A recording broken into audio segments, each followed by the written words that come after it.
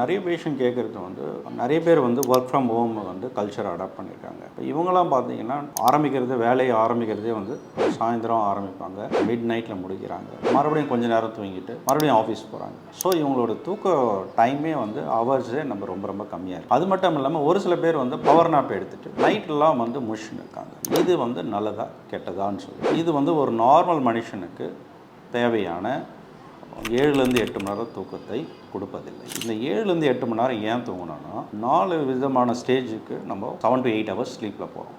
Stage 1, stage 2, stage 3 REM sleep போகிறோம். இந்த stage 3ல் தான் நல்ல ஒரு டீப் ஸ்லீப் கிடைக்கும். அதனால தான் இந்த குவாலிட்டி ஆஃப் ஸ்லீப்பும் முக்கியம், குவான்டிட்டி டூரேஷனும் நம்மளுக்கு ரொம்ப முக்கியம். நம்மளுக்கு என்றைக்குமே வந்து டெய்லி வந்து ஒரு 7 to 8 ஹவர்ஸ் ஸ்லீப் பண்ணால் கண்டிப்பாக வியாதிகள்லேருந்து நம்மளுக்கு கம்மியான வியாதிகளோ இல்லை நல்ல ஆரோக்கியமாக வாழலாம். இது பவர் நேப் மட்டும் எடுத்துகிட்டு நம்ம ரொம்ப நேரம் தூங்காமல் நைட்டெல்லாம் வேலை செய்கிறது நாட் அட் ஆல் அட்வைசபிள்.